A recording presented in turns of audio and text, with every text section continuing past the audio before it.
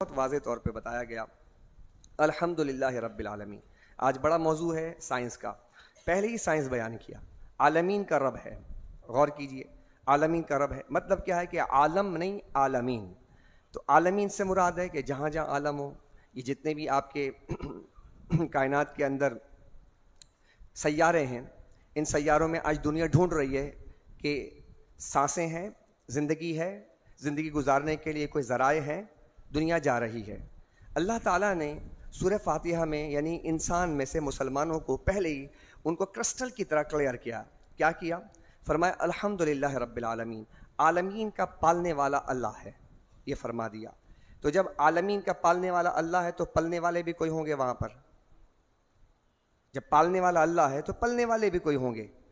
تو یقیناً بات بڑی واضح ہو گئی کہ عالمین کا پالنے والا اللہ اور پلنے والے کوئی ہوں گے, ان کو تلاش کریں, یقیناً وہاں پل رہے ہوں گے. یعنی کہ اللہ نے پہلے ہی فرما دیا ہے کہ وہاں پر کوئی نہ کوئی زندگی ضرور ہوگی, جبھی تو اس نے کہا ہے کہ وہ عالمین کا پالنے والا ہے. اب اس کو ڈھونڈنا ہے, تلاش کرنا ہے. اب یہ سائنس کی ذمہ داری ہے کہ وہ سائنس کس طرح اس کو آگے لے کر چلتی ہے. سورہ بقرہ اس کے 286 آیت ہیں. ایک میں آپ کو میتھڈ دیتا ہوں, آسانی سے مکی و مدنی صورتوں کو سمجھ سکتے ہیں آپ. 286, اگر آپ 286 کو دو حصوں میں تقسیم کر دیں, آپ پہلا حصہ 28 اور دوسرا حصہ ہے 86. پہلا حصہ ہے 28, پہلے دو ڈیجٹ لے لیں آپ, 2 اور 8 کتنے ہو گئے 28, اور دوسرے آپ ڈیجٹ لے لیں 86.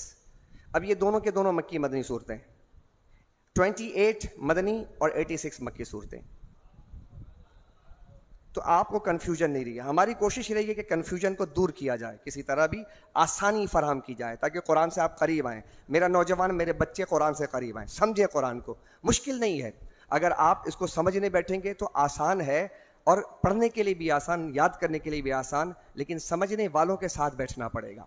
حضرات محترم, اس کے بعد قرآن کو پڑھنا اور سمجھنا, یہ اللہ رب العزت نے یہ ارشاد فرما دیا کہ اگر اس کو سمجھنے والے ایک لفظ کو سمجھتے ہیں, الف لام میم, کوئی کہتا ہے کہ اس میں ثواب کیا ملے گا, تو اندازہ لگائیں اس قرآن کریم فرقان حمید کو اگر نہ سمجھا بھی جائے اور الف لام میم اگر آپ پڑھتے ہیں تب بھی اللہ تعالیٰ آپ کو اس کے 10 نیکیاں عطا فرماتا ہے. تو سوچئے کہ جو چیز نہ سمجھی جائے اس پہ بھی ثواب مرتب ہو رہا ہے, تو جب اس کو سمجھا جائے گا تو پھر کیا مقام ہوگا. بھئی سمجھ نہیں آئی الف لام میم, اس پہ ثواب اللہ دے رہا ہے, لیکن جب سمجھ آ جائے گی تو بھئی کتنا ثواب عطا فرمائے گا. اگر ثواب کا حصول ہی ہو تو سمجھنے میں زیادہ ثواب ہے. آگے چلیے. حضرات ذی وقار, کائنات میں اللہ سبحانہ و تعالیٰ نے ذکر کیا پہلے رکوع کے اندر کہ 5 صفات بیان کی ہیں, مومنوں کی 5 صفات بیان کی ہیں. اب ان 5 صفات میں غور کیجئے. 5 صفت کون کون سی ہے جو ہمارے اندر ہونی چاہیے. اسٹیٹس لگاتے ہیں آپ. پہلے ہی رکوع کے اندر آپ کو اسٹیٹس بنانے کا طریقہ بتایا گیا. اسٹیٹس لگانے کا نہیں بنایا, اسٹیٹس لگانا نہیں ہے, اسٹیٹس بنانا ہے. کیسے اسٹیٹس بنے گا؟ 5 خوبیاں پیدا کر لیں. نمبر 1 ایمان بالغیب. نمبر 2 نماز قائم کریں. نمبر 3 انفاق فی سبیل اللہ. نمبر 4 یعنی آسمانی کتاب میں قرآن پر تو ایمان ہے, لیکن اس کے علاوہ اور بھی جو کتابیں ہیں اس پر بھی ایمان لے آئیں. نمبر 5 آخرت پر پختہ یقین رکھیں. پختہ یقین. کتنی صفات ہو گئیں؟ چلیے ذرا دوبارہ سے. یہ صفات ہمارے اندر ہونی چاہیے. پہلے رکوع میں فرمایا نمبر 1 ایمان بالغیب, نمبر 2 نماز قائم کرنا, نمبر 3 انفاق فی سبیل اللہ, جو اللہ نے دیا خرچ کرنا. خرچ کرنے سے بڑھے گا, خواہ وہ کچھ بھی ہو, مطلب خرچ کرنے سے بڑھے گا. اخلاق خرچ کیجئے بڑھے گا, محبت خرچ کیجئے بڑھے گا, مسکراہٹ خرچ کیجئے بڑھے گا. ضروری نہیں کہ مال ہی خرچ کریں آپ. ابھی کتنے خرچ کرنے کی چیزیں ہیں, کیجئے نا. محبت خرچ کیجئے, چاہت خرچ کیجئے, قربتیں خرچ کیجئے, شفقتیں خرچ کیجئے, محبتیں خرچ کیجئے خرچ. ضروری تھوڑی پیسہ ہی خرچ ہو. ہم کہتے ہیں جب بھی خرچ کرنے کے بعد میں تو بھائی قلاش ہوں. کیا آپ اخلاق سے بھی گئے ہیں؟ کیا آپ محبتوں سے بھی گئے؟ کیا آپ قربتوں سے بھی گئے؟ کیا آپ کے پاس کچھ بھی نہیں ہے؟ خرچ کیجئے. کیا ہوگا؟ بڑھے گا. انفاق فی سبیل اللہ. نمبر 4 دیگر اور کتابیں, اس پر بھی ایمان لانا ہے. توریت, انجیل, زبور, صحف آسمانی, اس پر ایمان لانا. اور 5واں نمبر ایمان کا بہت اہم ترین حصہ آخرت پر پختہ یقین. چلیے تھوڑا سا آگے چلتے ہیں. ایمان بالغیب. ہم بن دیکھے خدا پر یقین رکھتے ہیں. ہمارے یہاں ہندو اس وقت، آپ کے علم میں شاید یہ بات ہوگی کہ اس وقت جو سویلائزیشن کی جو وار ہے اس میں ہندو اپنے پورے کلچر کو بہت تیزی کے ساتھ بوسٹ دے رہا ہے اور یورپ کو اور پورے انٹرنیشنل میڈیا کو اپنے طرف راغب کر رہا ہے. آپ اس سے واضح آپ سمجھ سکتے ہیں کہ میرا اشارہ کس طرف ہے. اگر ان کے کوئی شادی بھی ہو رہی ہے اس شادی کو بھی کلچرڈ کر رہے ہیں، وہ اربوں روپے خرچ کر کے پوری دنیا کو وہ اپنے طرف راغب کر کے اپنے کلچر کے قریب، تاکہ اپنے دین کو، اپنے تمام سماج کو، اپنے معاشرت کو سمجھانے کی کوشش کر رہے ہیں. مسلمانوں کے لیے چیلنج بڑھ رہا نہیں بڑھ رہا ہے؟ اب جب اقوام ان کی طرف جائے گی، اب وہ کہتے ہیں ہمارا دین بہت پرانا ہے، پھر وہ اپنے بھکتوں سے، اپنے جتنے بھی ان کے رام وید ہے، سام وید ہے، رگ وید ہے، اس کو جناب وہ عام کریں گے، مختلف لینگویجز کے اندر لوگ ان کو پڑھیں گے.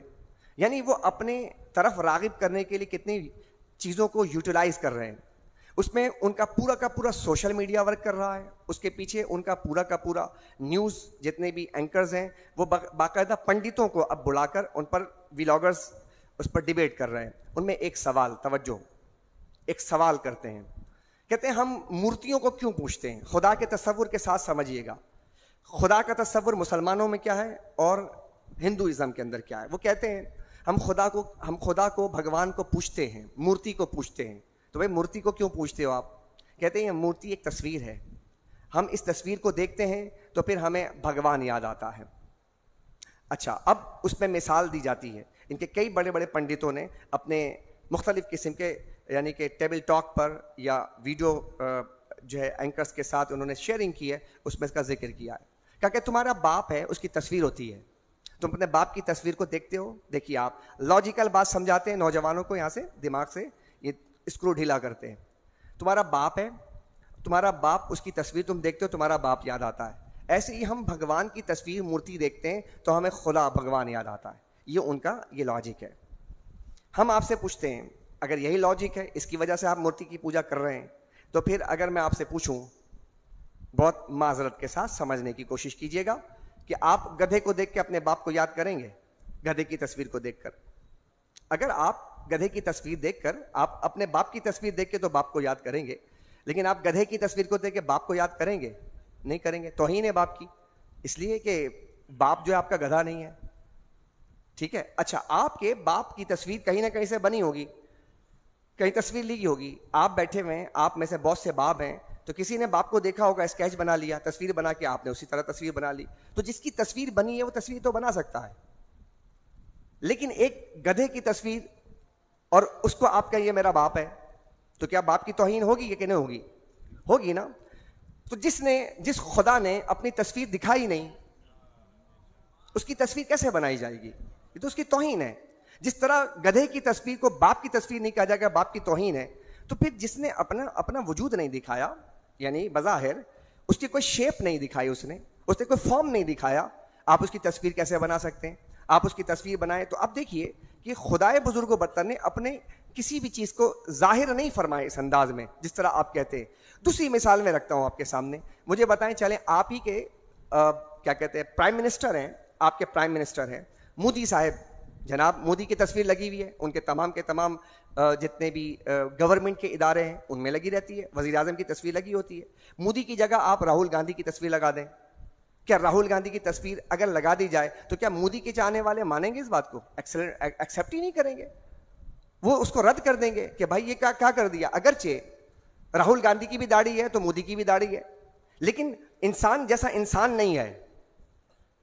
انسان جیسا انسان کو انسان، یعنی راہل گاندھی ہی ہوگا اور مودی ہوگا. مودی راہل گاندھی نہیں ہو سکتا اور راہل گاندھی مودی نہیں ہو سکتا. تو سوچئے تھوڑی دیر کے لیے کہ ایک انسان جس کی تصویر موجود ہے، اس تصویر جیسی تصویر اگر دوسری رکھ دی جائے تو ویسا نہ ہوگا، تو جس کی تصویر ہی نہ ہو اس کو کیسے ایکسیپٹ کیا جائے گا؟ اسی طرح بہت سی حقیقتیں ایسی ہیں جو کہ اس وقت دنیا کے اندر آپ ان کے تصورات جانتے ہیں لیکن آپ اس کو ایکسپلین نہیں کر سکتے. مثال کے طور پہ بزدلی اور بہادری، آپ اس کی بزدلی اور بہادری کی تصویر بنا کے دکھائیں. آپ شجاعت کی تصویر بنا کر دکھائیں، آپ عدل کی تصویر بنا کر دکھائیں، آپ انصاف کی تصویر بنا کر دکھائیں. بنا سکتے ہیں. تصورات جو موجود ہیں, جو انسان کی صفات ہیں. انسان, ہاں آپ بہادر کی تصویر بنا سکتے ہیں, آپ بزدل کی تصویر بنا سکتے ہیں, آپ عادل کی تصویر بنا سکتے ہیں, آپ منصف کی تصویر بنا سکتے ہیں, لیکن آپ عدل کی تصویر نہیں بنا سکتے. سمجھ آ رہی کچھ سمجھ آ رہی ہے بات آپ کے؟ یعنی دنیا کے اندر جو صفات آپ کے پاس موجود ہیں بہت سارے ایسے کہ جو اللہ تعالیٰ نے دیے ہیں انسانوں کو اور ہم کرتے ہیں. آپ کاتب ہیں, کتابت کی تصویر کیا ہوگی؟ کاتب تو ہو سکتا ہے انسان. عدالت کی تصویر کیا ہوگی؟ عدل تو ہو سکتا ہے انسان کے ساتھ, عادل ہو سکتا ہے. تو سوچئے کہ جب ایسے تصورات کی تصویر نہیں بن سکتی جو کہ دنیا میں تصورات موجود ہیں, تو جس نے اپنی تصویر دکھائی نہیں اس کی تصویر کیسے بنے گی؟ لہذا ہمارا عقیدہ یہ ہے کہ خدا کی تصویر نہیں بنا سکتی, یہ اس خدا کی توہین ہے. اب اگلی بات کہ بھائی غور کرنے والی بات ہے, تصور توحید کو سمجھنے کی ضرورت ہے. جو یہ ہم پر اعتراضات کرتے ہیں, کہتے ہیں اچھا ٹھیک ہے, یہ بتائیے کہ پھر بخاری کے اندر روایت ہے اور جو آپ کے قرآن میں آیات ہیں, اللہ نے تو ذکر کیا کہ اللہ کے ہاتھ ہیں, اللہ کے ہاتھ ہے, ید اللہ, اللہ کا چہرہ ہے, وجہ اللہ ذکر کیا. تو کہا جب اللہ کا ہاتھ ہے تو پھر اللہ کا ہاتھ ہوگا تو وجود بھی ہوگا, اللہ کا چہرہ ہوگا تو پھر اس کا وجود بھی ہوگا. اب اس پہ اعتراض کرتے ہیں. پھر آدم علیہ السلام کو اللہ تبارک و تعالیٰ نے اپنے ہاتھ سے بنایا, اس کا کیا معنی ہے؟ اب یہ سارے سوالات, اعتراضات جو قرآن پر وہ کرتے ہیں, وہ قرآن پر کتنی گہری نگاہ رکھتے ہیں. یہ ہمارا سننے, ہمارا مسلمان بھولا والا بیٹھا ہوا کہتا اچھا ایسا بھی ہوتا ہے, اچھا یہ بھی اعتراض ہے. اس کو تو موقع ہی نہیں مل رہا ہے. اس کو تو آپ میں سے بہت سے احباب یہ پوچھتے ہوں گے آج ہم سے, ہم بھائی سوالات کرتے ہیں, کہتے ہیں مسلمانوں کا اصل مسئلہ کیا ہے؟ بتاؤں اصل مسئلہ کیا ہے؟ زیادہ لمبا چھوڑا نہیں ہے. ہمارا جو اصل مسئلہ ہے وہ یہ ہے کہ ہمارے جو اسلاف تھے بہت جینیس تھے. کیا تھے؟ جینیس تھے. وہ ہر چیز میں ماہر تھے, انہوں نے ہر جگہ لیڈ کیا. ہم جو ہے نالائق ہیں, مس میچ ہو رہا ہے, میچنگ نہیں ہے ہماری. یہ ہے ہمارا اصل مسئلہ. Point to be noted. ہمارا جو اصل مسئلہ ہے وہ یہ ہے کہ ہمارے اسلاف تو بہت بڑے تھے نا, ہم بالکل پست ہیں, ہماری میچنگ ہی نہیں ہو رہی ہے. یہ تو ہمارا مسئلہ ہے. تو بھائی کسی کو اگر اوپر اٹھنا ہے تو میچنگ تو ہونی چاہیے. ہماری میچنگ ہی نہیں ہو رہی اپنے اسلاف سے. اپنے اسلاف سے میچنگ کرنی پڑے گی. اس کے لیے کیا کرنا پڑے گا؟ اب آپ کہیں گے سلوشن کیا ہے, میچنگ کیسے ہوگی؟ ہم لوگ بغیر محنت کے مطمئن ہیں, محنت نہیں کرنا چاہتے اور مطمئن ہیں. ہم لوگ محنت نہیں کرنا چاہتے اور اطمینان حاصل کرنا چاہتے ہیں. آپ کے پاس موبائل فون ہے, آپ نے 2 حدیثیں سنی, آپ نے شیئر کر دیا, آپ نے کہا دین کا کام ہو گیا, اطمینان ہو گیا ہمیں. ٹھیک ہے, آپ کے پاس کوئی حدیث آ گئی ایسے سامنے, آپ نے اس کو پڑھ لیا, آپ نے 3 دفعہ پڑھ لیا, کہا ماشاء اللہ میں تو مطمئن ہو گیا. اب آپ اتنے سہولت پسندی کی طرف جا رہے ہیں تو بھائی دین کا کام کیسے آگے بڑھے گا؟ اس کے لیے میں آپ کو ریکمینڈ کرتا ہوں, اگر موقع ملے رمضان شریف میں تو کر لیجئے گا. کیسے سمجھا جائے گا کہ اسلاف نے کیا کیا تھا, اللہ کی ڈیمانڈ کیا ہے, کہاں غلطیاں ہو رہی ہیں, ان غلطیوں کی اصلاح کیسے ہوگی. لمبا چوڑا لیکچر نہیں ہے. اقبال کے شکوہ اور جواب شکوہ کو پڑھیں آپ. اقبال کے شکوہ اور جواب شکوہ کو پڑھیں آپ کو سمجھ میں آ جائے گا کہ آپ سے غلطی کیا ہو رہی ہے. میرے نوجوانوں سمجھ رہے ہو میری بات کو؟ قرآن کے تناظر میں بات کر رہا ہوں, آپ سے غلطی کیا ہو رہی. اقبال نے بار بار اس کا ذکر کیا تھا کہ میرے کعبے کو جبینوں سے بسایا کس نے, میرے قرآن کو سینوں سے لگایا کس نے, تھے تو آبا وہ تمہارے مگر تم کیا ہو, ہاتھ پہ ہاتھ دھرے منتظر فردا ہو. وہ یہ بات کہتا ہے خدا کی طرف سے جو شکوہ کیا تو آپ کے دماغ کی چولے ہل جائیں گی کہ تم نے کیا کیا. تم میں کوئی حوروں کا چاہنے والا ہی نہیں, جلوہ طور تو موجود ہے موسیٰ ہی نہیں, ناز طاقت گفتار پہ انسانوں کو بات کرنے کا سلیقہ نہیں نادانوں کو, دل سے جو بات نکلتی ہے اثر رکھتی ہے, پر نہیں طاقت پرواز مگر رکھتی ہے. وہ بار بار اس کی طرف اشارہ کرتا ہے اور کہتا ہے کہ مطلب یعنی کبھی ہم سے کبھی غیروں سے شناسائی ہے, بات کرنے کے لیے تو بھی تو ہر جائی ہے. شکوہ کیا ایسا, حالانکہ یہ بات یعنی بعض نے کفریا جو ہے کفر کا بھی التزام کیا, لیکن اس پر بھی اقبال نے بڑی اچھی بات کہی. کہا چلو تم سارے کے سارے مختلف تھے تو کہا کہ یہ اتحاد مبارک ہو مومنوں کے لیے. جب سارے کے سارے اقبال کے خلاف ہو گئے تو اقبال نے کہا چلو اس بات میں تو اتحاد ہو ہی گیا نا, کہ یہ اتحاد مبارک ہو مومنوں کے لیے کہ یک زباں ہے سارے فقیہان شہر میرے خلاف. تو تم اتحاد تو کر لو کسی پہ، چلو میرے خلاف ہی کر لیا، کر تو لیا، ورنہ تو اختلاف کی تو نوعیت ایسی بڑھ گئی کہ ہر گلی میں 4 مولوی ہیں، چاروں کے اختلافات ہیں، ہر علاقے میں 10 مسجدیں ہیں، 10 مسجد کے مولوی صاحب امام صاحب ایک دوسرے سے ملنا نہیں چاہتے. مطلب اتنا تفاوت، اتنا فرق، اتنا کھینچا تانی کا ماحول، اس کے اندر کیسے مسلمان آگے بڑھے گا؟ تو آپ سے میری گزارش ہے کہ آپ پہلے شکوہ جب پڑھیں گے تو اس نے بتایا کہ تم سے غلطی کیا ہوئی، لیکن بعد میں جب اس نے بتایا کہ جواب شکوہ جب دیا کہ پھر تو کیا بات ہے اقبال کی، ہاں اقبال کی پھر تو کیا بات ہے.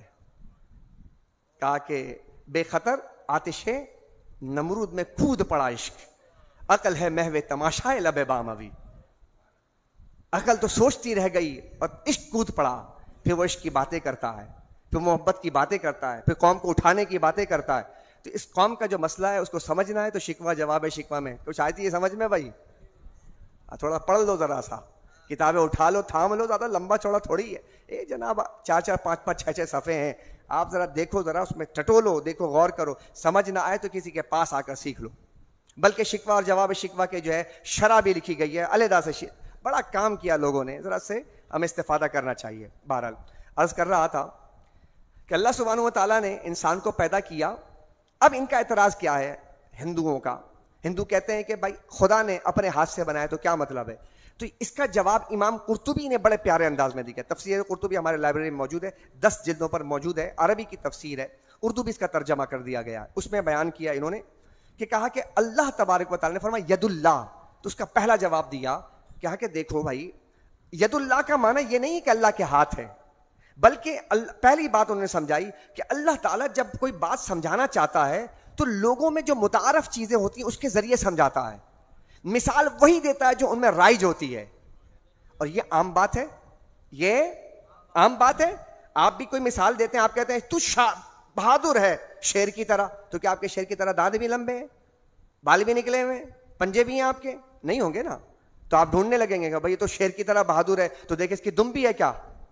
یہ تو کون سی بات ہے؟ آپ یہ تو عجیب سی بات کر رہے ہیں. نہیں، استعارہ ہے، اس میں بہادر ہی ہے نا شیر کے اندر. اس شیر کی طرح بہادر ہے، ایک جھپٹا مارتا ہے. آپ کہہ دیں بھائی کہ یہ تو طاقتور ہے ہاتھی کی طرح، تو آپ ڈھونڈنے لگ جائیں سونڈ کہاں ہے اس کی، موٹا کہاں ہے ایسا. بھائی طاقتور ہے، طاقت میں ہاتھی کی طرح ہے. تو اللہ سبحانہ بلا تمثیل یہ بات عرض کر رہا ہوں، اللہ بھی جب کوئی بات سمجھانا چاہتا ہے تو جا بجا اس نے مثالیں بیان فرمائی ہیں. اس نے اس مثال کے ذریعے سمجھایا. امام قرطبی فرماتے ہیں ید اللہ کا مطلب ہے کہ اپنے ہاتھ سے بنایا. یہ اس لیے کہ جب کوئی بہت بڑا آدمی ہو، کوئی بادشاہ ہو اور اپنے ہاتھ سے کھانا کھلاتا ہو، تو آپ کیسے کہتے ہیں یار بادشاہ ہو کر اپنے ہاتھ سے کھانا کھلا رہا ہے؟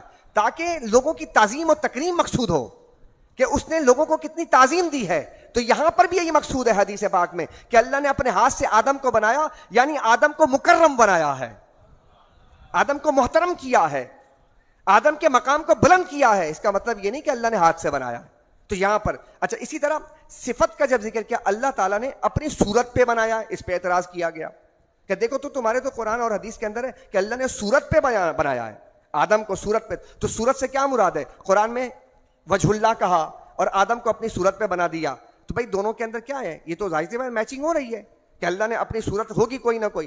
صورت سے مراد یہ ہے اپنے صفات پر بنایا ہے. صورت سے مراد صفت ہے. صورت سے کیا مراد ہے؟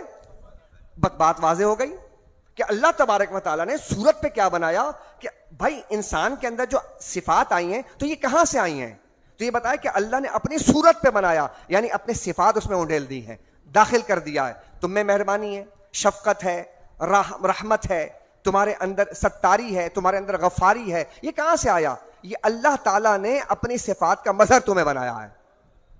آگے دیکھیے گا، اسی کے آگے رکوع کے اندر اللہ سبحانہ و تعالیٰ نے بیان فرمایا ہے کہ وَإِذْ قَالَ رَبُّكَ لِلْمَلَائِكَةِ إِنِّي جَاعِلٌ فِي الْأَرْضِ خَلِيفَةً. اللہ تعالیٰ نے جب کہا فرشتوں سے کہا کہ میں زمین پر ایک اپنا خلیفہ بنانے والا، تخلیق آدم ہوئی ہے. اب یہاں پر ایک سوال اور پیدا کرتے ہیں. اب یہ ایتھیزم کے جو لوگ ہیں وہ کہتے ہیں کہ کریشن پہلے ہے، پہلے کریشن. آپ لوگ آدم کے کریشن مانتے ہیں یا جو ہے ریولوشن مانتے ہیں؟ کیا مانتے ہیں آپ؟ ان دونوں کی بات شروع کر دیتے ہیں کہ اللہ نے کریٹ کیا تھا یا انقلاب آیا تھا. ہمارا ایمان فقط اتنا ہے کہ آدم علیہ السلام کو اللہ نے پیدا کیا ہے. وجود آدم کی ذکر، پروسیس کا ذکر اللہ نے نہیں فرمایا کہ کیا اس پہ ایمان لانا ہے. بھائی کیا پروسیس ہوگا یہ اللہ جانتا ہے. یہ ڈھونڈنا تو اب سائنس کا کام ہے نا، آپ ڈھونڈیں، یہ ہمارا کام نہیں ہے، یہ کام آپ کا ہے. ہمارا کام یہ ہے کہ ہم نے کہا آدم کی تخلیق کی ہے، یہ ہمارا ایمان ہے.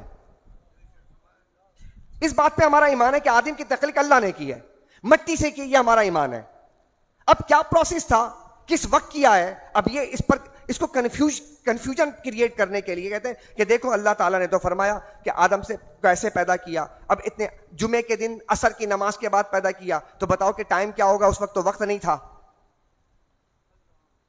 تو سوالات جو ہیں اس طرح کے پیدا کیے جاتے ہیں. تو ہم نے کہا کہ دیکھیے بھائی، آپ کے یہاں بھی سی لینگویج یوز کی جاتی ہے. اب سی لینگویج میں کوئی بات کر دی جائے ہمارے سامنے تو میرے جیسا آدمی بھی اس کو سمجھ نہیں سکتا. اب اس کے لیے آئی ٹی ایکسپرٹس چاہیے ہوں گے کہ سی لینگویج کو سمجھے. تو اگر اللہ تبارک و تعالیٰ اسی طرح اس کوڈ ورڈ میں بات کرتا تو بات کیسے سمجھ آتی. اللہ تعالیٰ نے ہماری زبان میں ہی ہمیں سمجھانے کے لیے باتیں بیان فرمائی تاکہ ہم سمجھ سکیں. تو قرآن میں ابھی جب آگے چلیں گے آپ نا تو جا بجا آپ کو یہ سارے کے سارے مظاہر ملیں گے. آگے چلیے گا، درود شریف پڑھیں، اس کے بعد آگے چلتے ہیں. اللہم صلی علی سیدنا و مولانا محمد وعلی علی سیدنا و مولانا محمد وبارک وسلم صلاۃ و سلام علیک یا سیدی یا رسول اللہ وعلی آلک و اصحابک یا حبیب اللہ. اچھا، اب دیکھیں کہ اسی رکوع کو آگے لے کر چلتا ہوں. میں دوسرے پارے میں یہاں پہ لے کر آتا ہوں. رکوع نمبر 20 ہے، رکوع نمبر 20 جو آج تلاوت کی گئی. ٹائم بھی میں دیکھوں گا کیونکہ وقت آپ لوگوں کے پاس، کیونکہ ان دنوں میں ظاہر سی بات ہے کہ تراویح کی نماز ابھی آگے اور جائے گی، تو ہماری کوشش ہے کہ زیادہ سے زیادہ مضامین جو ہے ہم اس کا احاطہ کر لیں. چونکہ یہ کنسرن ہے یہ مضمون میرے اس عنوان کے تحت، اس لیے میں یہاں پہ قلبی ایمان کے حوالے سے ذکر کروں گا. یہ قلبی ایمان کیسے حاصل ہوگا، قلبی ایمان کیسے حاصل ہوگا. پہلی چیز تو یہ سمجھیے کہ آدم علیہ السلام کا جہاں ذکر کیا گیا وہاں فرمایا وَعَلَّمَ آدَمَ الْأَسْمَاءَ كُلَّهَا، اللہ نے آدم کو علم سکھایا. Point to be noted. قرآن کیا کہتا ہے؟ علم کس کو سکھایا؟ ذرا زور سے. ٹیکنالوجی کو علم نہیں سکھایا. سمجھ لیجئے اس چیز کو. اس وقت کا جو بہت بڑے بڑے مسائل ہیں ان مسائل سے پردہ ہٹائے تو یہ بات بھی سامنے آئے گی. آج کا جو نوجوان ہے وہ یہ سمجھتا ہے کہ علم سب ٹیکنالوجی کو پتا ہے، وہ ٹوٹل ڈیپینڈڈ ہے ٹیکنالوجی کے اوپر. اور یہ بہت بڑی سازش ہے کہ انسانوں سے علم نکال کر اور یہ ٹیکنالوجی میں منتقل کر دیا جائے، اس کے بعد ٹیکنالوجی ہتھیا لیا جائے، انسان ناکارہ ہو جائے گا. انسان ناکارہ ہو جائے گا. جبکہ خدائی نظام کیا تھا کہ اللہ علم سکھانے والا اور علم سیکھنے والے پیغمبر ہیں. وَعَلَّمَ آدَمَ الْأَسْمَاءَ، اور پھر فرشتوں کے سامنے اس کا اظہار کیا جا رہا ہے اور کہا جا رہا ہے کہ آدم آپ ذرا بتائیں ان کو. سبحان اللہ کہہ دیں. فرشتے جو ایک نوری مخلوق ہیں ان سے کہا گیا کہ آپ بتائیں. آدم علیہ السلام نے جب اپنے علم کا اظہار کیا تو فرشتے حیران ہو گئے. تو علم اپنے ہاتھ میں رہے. کسی زمانے میں کیا ہوا، علم انسانوں کے پاس تھا، ٹھیک ہے نا، یعنی حقیقتیں آگے تھیں، یعنی علم یعنی انسان سے اوپر جو ہے نا تصورات ہیں. تصورات جو ہے نا، یہ جو عقائد ہیں یہ انسان سے اوپر ہیں. عقائد انسان کو بناتا ہے. اور قرآن کریم فرقان حمید نے اپنا فلسفہ بیان کیا ہے. یعنی دوسرے رکوع کے اندر آپ دیکھیں، بلکہ چوتھے رکوع کے اندر قرآن حکیم کا فلسفہ یہ ہے کہ اس کا فلسفہ کا موضوع ہوتا ہے کائنات، خالق اور انسان کے بارے میں سوالات و جوابات. یہ فلسفہ ہوتا ہے. اس رکوع میں بتایا گیا کہ کائنات اللہ نے بنائی، انسان کو بھی اللہ نے پیدا فرمایا اور اسے اس کائنات میں خلافت کا منصب عطا کیا. اب کیا فرمایا؟ تسخیر کائنات کے لیے اسے علم کی دولت عطا فرمائی. پھر فرمایا تمام فرشتوں اور ابلیس نامی جن کو اس کے سامنے سجدہ ریز ہونے کا حکم دیا. یہ سارے پروسیس بیان کیے ہیں اللہ نے، لیکن اب یہ ہمارے ایمانیات میں سے نہیں ہیں. اگر یہ چیزیں اگر کہیں پر بھی کوئی کمی بیشی ہوتی ہے، ہمارا ایمان اس بات پر ہے کہ آدم پیغمبر ہے اور اللہ نے ان کی تخلیق فرمائی ہے. یہ ایمان ہے ہمارا. اب پروسیس بھی بیان کرتے ہوئے کہ ابلیس نے ایسا کرنے سے انکار کر دیا. اللہ نے آدم علیہ السلام کو آگاہ کیا کہ دنیا میں ابلیس اور اس کی نسل کو اللہ کی نافرمانی کی طرف راغب کرے گا. یہ پورا پروسیس بیان کر دیا. اب میں آپ کو بتاؤں، قرآن کریم پڑھتے ہوئے آپ کو شاید یہ بات سمجھ نہ آئے کہ اللہ تعالیٰ نے کہاں کہاں کن مقامات پر چیزیں رکھی ہیں. جیسے ایک سپہ سالار ہوتا ہے، اس سپہ سالار کے آپ چیزوں کو پرکھنے کے لیے کیا کرتے ہیں, آپ کو بھائی بڑا زبردست سپہ سالار ہے, کیا ہوا, فتح حاصل کر لی, کامیاب ہو گیا, بس فتح حاصل کرنے کی وجہ سے کسی سپہ سالار کو کہتے ہیں یہ بڑا سپہ سالار ہے. لیکن اگر کسی ایکسپرٹ کے پاس جائیں تو وہ بتائے گا نا کہ مختلف طریقوں سے بتائے گا کہ کہاں پر کون سا پیادہ ہوتا ہے, کس جگہ پہ کیا رکھا جاتا ہے, کس جگہ پہ کیا رکھا جاتا ہے, اس کے ماہرین بتاتے ہیں کہ سپہ سالار نے کیسے جنگ لڑی ہے. ایسے ہی جب آپ قرآن کریم کو سمجھنے کے لیے بیٹھیں گے نا تو آپ کو علماء بتائیں گے کہ کیا ترتیب کے ساتھ اللہ نے اس کا حسن اور انتظام رکھا ہے اور کیا الفاظ کا چناؤ کیا ہے. ایک بات صرف آپ کے ایمان کو بڑھانے کے لیے کافی ہوگا, یاد رکھ لیجئے گا, خدائے بزرگ و برتر نے قرآن میں جس مقام پر جو آیت اور جو الفاظ رکھے ہیں نا, اللہ کی قسم کھا کے میں عرض کر رہا ہوں, اس لفظ کا کوئی نعم البدل ہے ہی نہیں. ساری انسانیت آج بھی اپنی تمام تر کوششیں کر لے, لیکن ایک لفظ کو بدل کر اس کا نعم البدل وہاں فٹ نہیں کر سکتی ہے. یعنی رب کائنات نے اتنا حسن رکھا ہے, اتنا نظم اس کے ساتھ رکھا ہے کہ ایک لفظ کو بھی بدلا نہیں جا سکتا ہے. ہمیں یہ سمجھنے کی کوشش کرنی ہے کہ آدم علیہ الصلوۃ والسلام کو اللہ نے علم دیا. علم جب آگے تھا, انسان پیچھے تھا, تو بھی کامیابی تھی. یعنی سب سے بہترین زمانہ کیا تھا, علم سامنے تھا, انسان پیچھے تھا. پھر تھوڑا یعنی زمانہ نیچے کی طرف آیا, علم پیچھے ہو گیا, انسان آگے ہو گیا.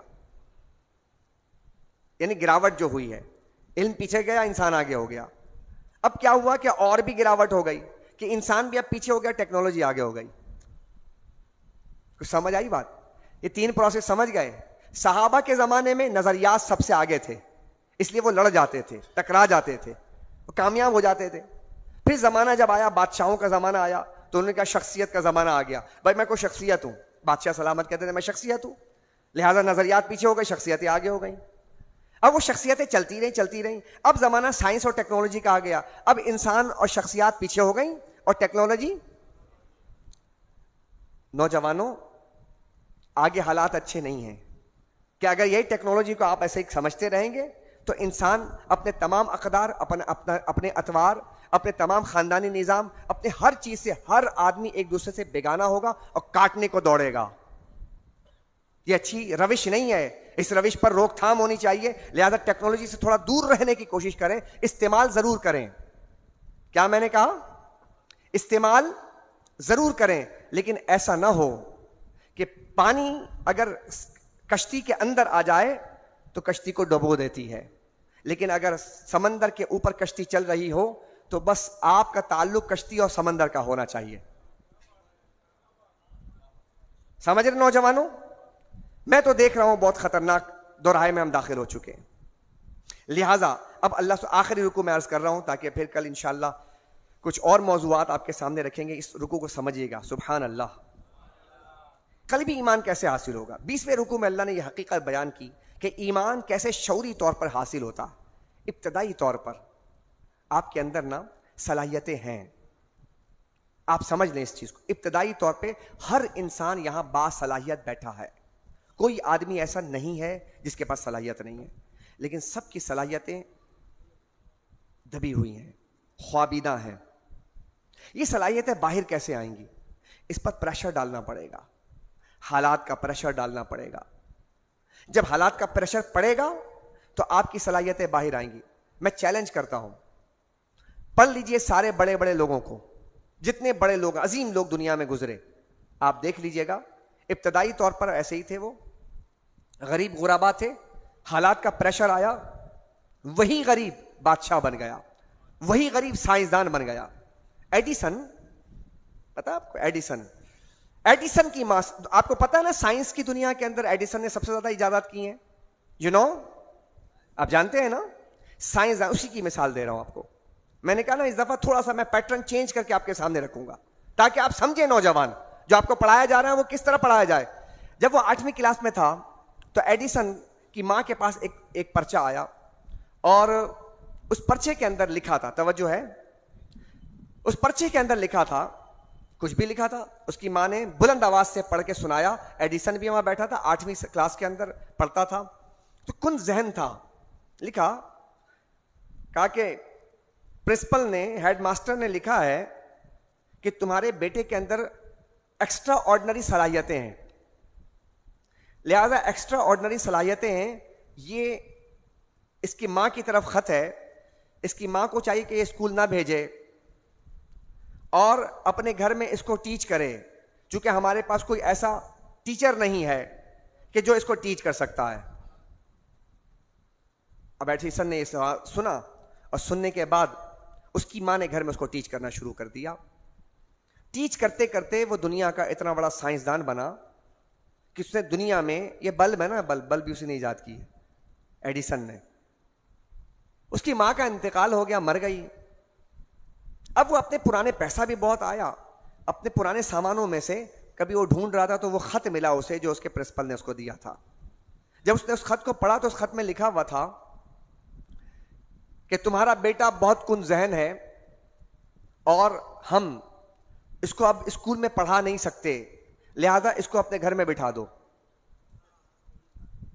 اس وقت اس پر یہ عقدہ کھلا کہ میری ماں نے میرے ساتھ کیا کیا. کچھ سمجھ رہے کہ ہمارے یہاں جو تربیت ہے, اس تربیت کو تو ہم نہ جانے, ہمارے تو 2 تھپڑ لگاؤ, مارو پیٹو, اٹھا پٹخ کر دو, اور جناب تربیت نہیں, کردار ادا نہیں. کہ اس کی ماں کے سامنے جب آیا اس نے کتنی, یعنی دنیا کس طرح ماؤں نے اپنے سائنسدان بچوں کی تربیت کی ہے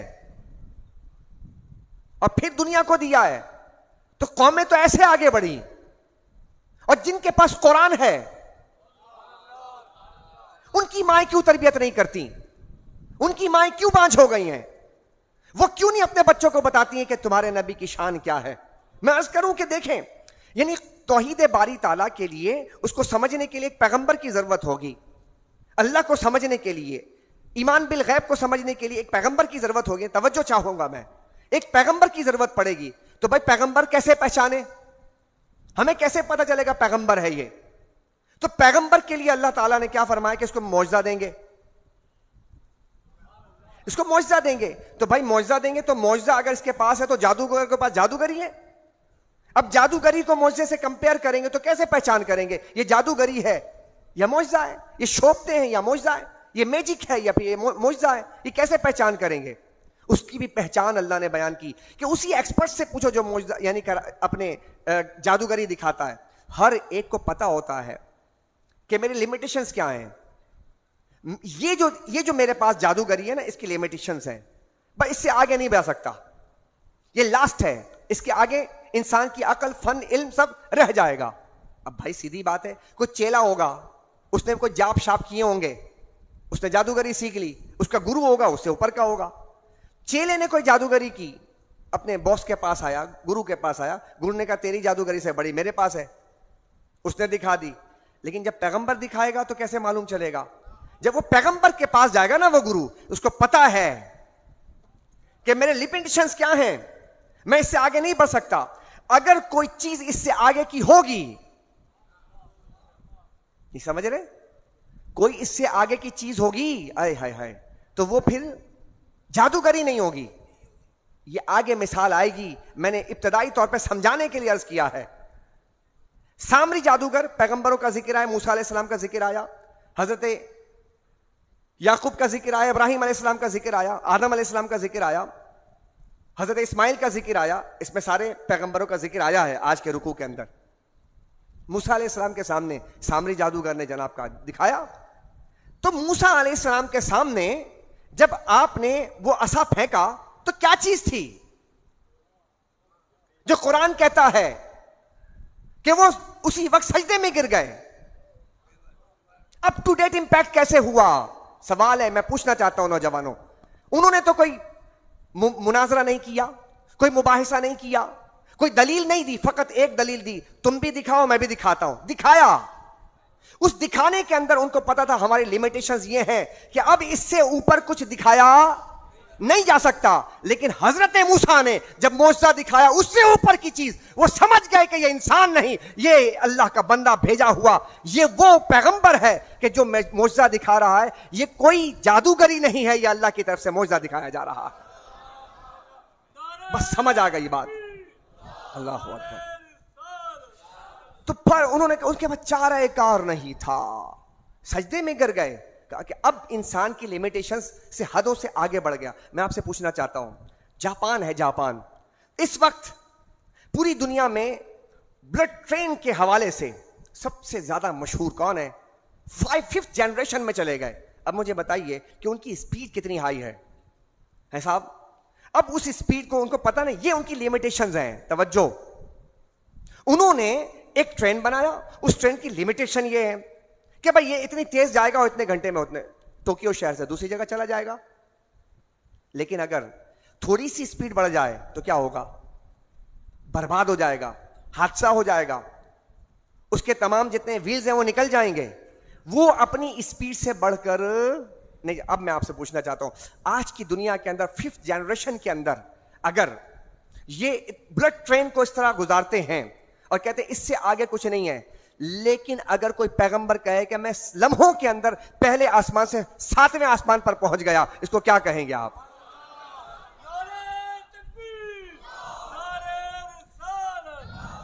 اب دیکھیں 1400 سال پہلے واقعہ ہو چکا ہے اور آج تمہاری سائنس جو ہے وہ کری تو لمیٹیشنز ہیں.